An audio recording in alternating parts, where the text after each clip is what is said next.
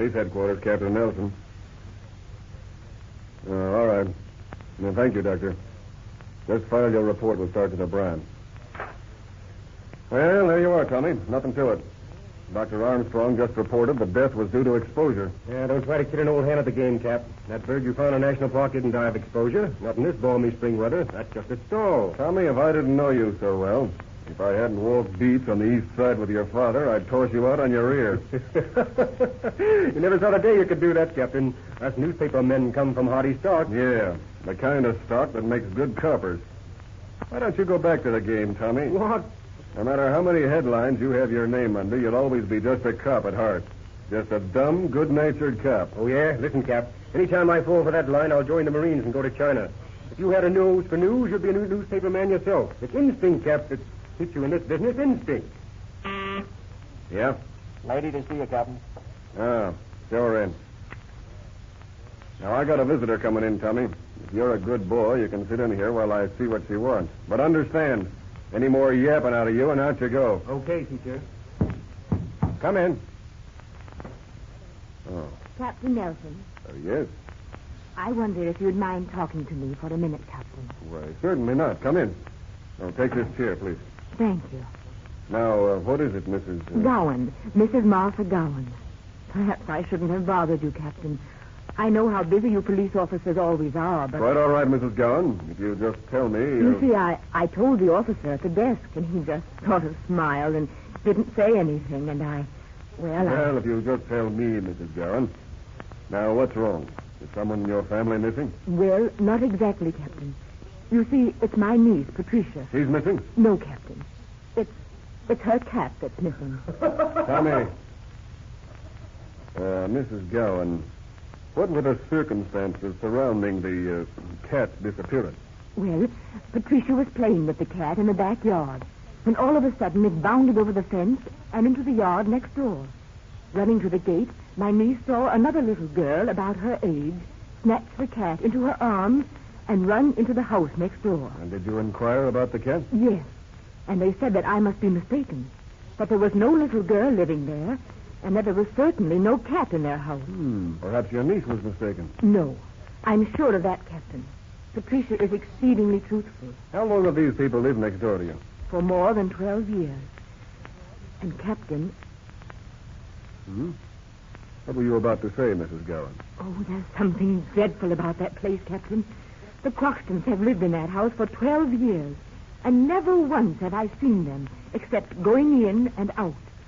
Why, that house hasn't seen the light of day since the day they moved into it. Why is that? Because the shades haven't been up in 12 years. Just what does this Mr. Croxton do, Mrs. Gowan? I can't tell you that, Captain. He leaves home with his sister every morning at 8:30, and I hardly ever see them return. Do they keep any servants? Yes, an old man. A horrible-looking old man. I've threatened to move several times, but then, after all, why should I? They never make any noise. It's just the deathly silence.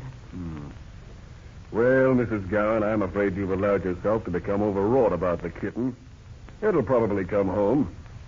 And if it doesn't... Yes? Well, I'll just stroll around and ask the Croxtons about it myself.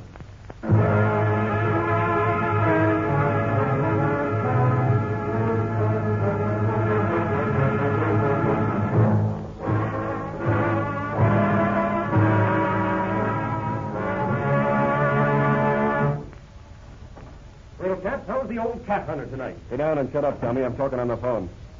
Yes? And what time is it? I see. Well, stay on the job, Evans. I'll be around about 4. Hey, you look worried, Cap. I've been doing some thinking, Tommy. That's rather unusual, isn't it? Yeah. How's it feel? I'm in no mood for sarcasm today. I've got news for you. You don't mean to tell me the cat has met with foul play? No. But today I called upon the Croxtons. You know, Tommy, I'm inclined to agree with Mrs. Gowan. I don't know just why, but I do. Yeah, it's your keen sense of perception working, Cap. Keep on, and you'll find that cat yet. It isn't the cat that's worrying me, Tommy. It's the story about that little girl. Yeah, but the Croxtons said there wasn't any little girl in their house. Yeah, I know. That's what they told Mrs. Gowan. Today, they told me that the little girl hadn't picked up the cat, practically admitting that there was a little girl in there. They said she tried to, but the cat got away. I very wisely cast the matter aside and left. Then it's settled. What are you worrying about now? Well, I had a talk with Mrs. Gowan's niece, and she impressed me very much as a youngster who always tells the truth. She said that a very ragged, dirty little girl had snatched up the cat and run inside. And they're both screwy, if you ask me. If you had a nose for news, Tommy, you'd ask me what I intend doing. All right, I'll ask you. What do you intend to do about this matter, Captain Nelson? I intend to get into that house this afternoon and find out what's going on behind those shades. And, Tommy, if you're a good actor, you can go with me.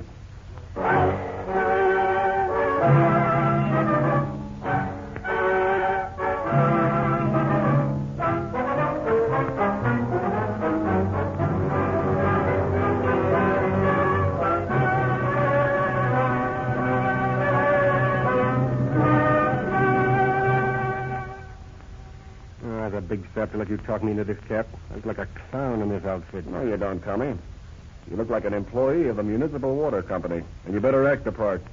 This Dr. Croxton is a smart man. Well, it's all a lot of hooey, if you ask me. What are you stopping here for? One of the boys from the office was to meet me here. Oh, here he is. What'd you find out, Pete? Nothing much, Captain. This guy Croxton runs their brokerage business downtown. Has a select clientele. Company name is Overton and Sons. A very retiring sort of guy. Keeps out of sight most of the time. Nasty disposition. How about the wrapping paper you found in their trash box? I took it over to Powers. He traced it to the Brooks Chemical Company. They said that regular deliveries are made to Croxton's house here, but they couldn't reveal the nature of the orders. Mr. Brooks understood that Croxton was an amateur chemist. I see. All right, Pete, you've done very well. Get back to your post. We're going inside that house. Come on, Tommy. I'm getting interested in this, Cap. All this talk about deliveries of chemicals and supplies. Say, you don't think that has I'm not saying what I think right now, Tommy.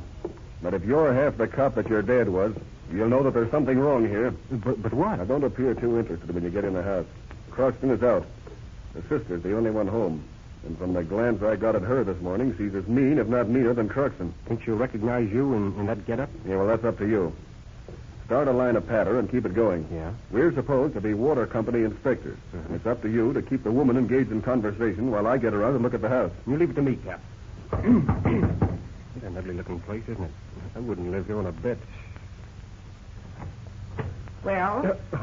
Sorry to bother you, madam, but we're inspectors for the water company. We're running a new main through here, and we'll have to inspect and check the condition of your faucet. But there's no reason. Oh, it'll just take a minute, madam. Come on in, Tim.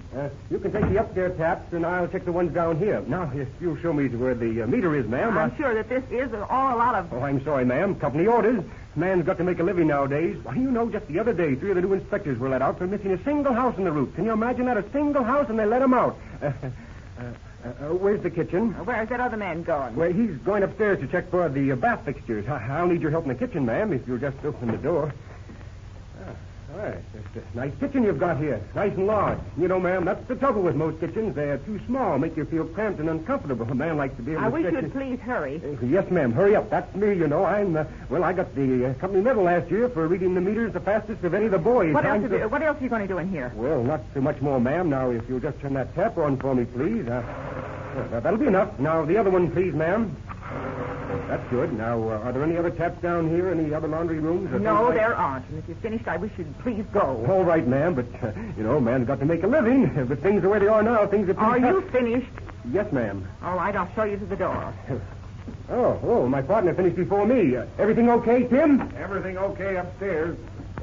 Did you make a motor test? No. We can do that later on the outside. Let's take a look at the lawn hydrants and go. Okay. I'm sorry we had to bother you, ma'am. Are you finished? Yes, ma'am. All right. Well, I guess that's all. Thank you, ma'am. Find anything, Cap? Just what I wanted. Quick, back around the corner here. Yeah, this will be all right.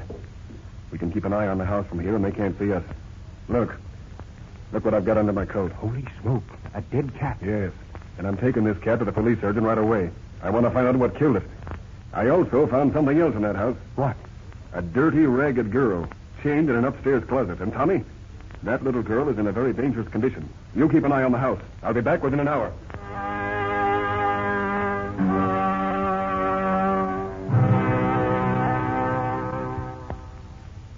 What did you find out, Cap? All I need to know. Come on. Where are we going? I had a search warrant issued. We're going into that house and release that little girl. But what?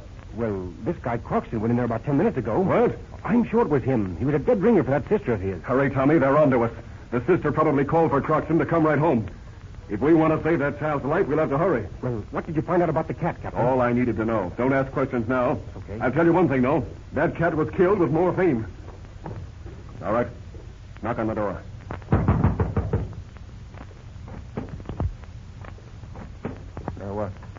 What do you want? I'm Captain Nelson from the local precinct. I have a warrant to search your house. Well, I'm sure there must be some mistake. No, there isn't. Come on in, Tommy. Look out, Cap! No, you don't. Sure, you're quick. The police. Get that woman quick, Tommy. Get her. Ah, good boy. All right, now. Up those stairs, both of you. Why, you can't do this. You haven't got a thing on us. You can't... Oh, I can't, huh?